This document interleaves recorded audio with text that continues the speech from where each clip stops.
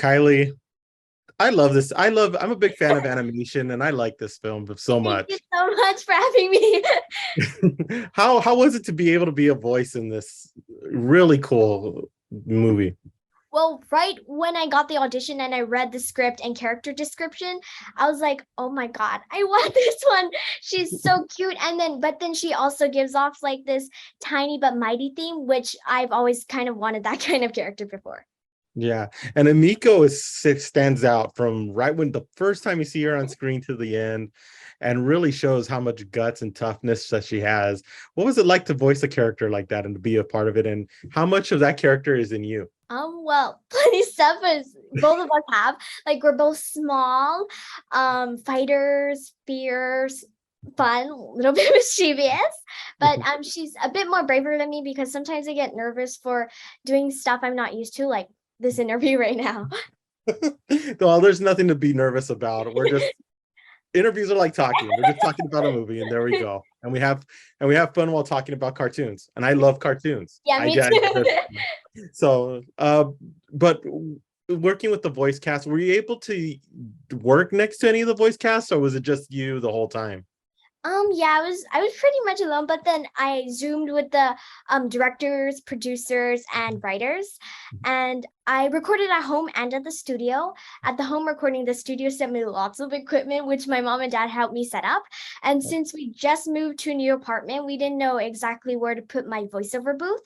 Mhm. And so we just decided to put it in my room, and I had to wear a blanket over my head for a few hours. So the directors had to give me a break so I can go, it was so hot. And while recording, I got directions via Zoom, like I said, for my voiceover acting. And I'm so glad that we have technology, especially during the pandemic. And it was definitely a silver lining. Yeah, exactly. And what would you prefer? Being in live action roles, or would you rather do animation? Because to me, I'd rather do animation. That's just my Yeah. thought. Yeah, I love both of them. I don't have a preference. Because like it's so fun and interesting voiceover because I have to learn to isolate my own voice while conveying messages and story through just the voice. While live acting, you can show your face and you like all your facial expressions and actions. And I just love both. They're so fun. And what can you tell the Muse TV audience to get them to watch? Because this is like, I can't say it enough. I really enjoyed it. But what can you tell the Muse TV audience, especially the kids who are going to be watching, to watch this movie? Well, this movie is intended for people of all ages, from little kids to adults, and a whole family can laugh out loud together.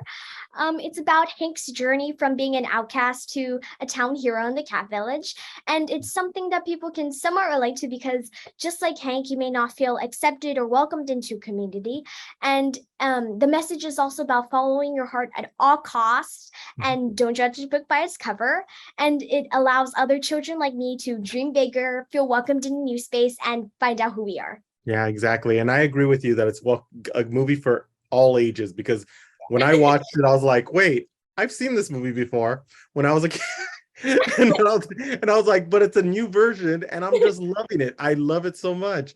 Uh, Kylie, thank you so much for stopping with us. We Thank you really so much appreciate for it. having me. And you have a big future ahead of you. I've seen your last work from another studio that we won't mention, and loved you in it. Loved you in the role, Thank you and so much. you have a really big future. So thank you for stopping with us. Really appreciate Thank it. you.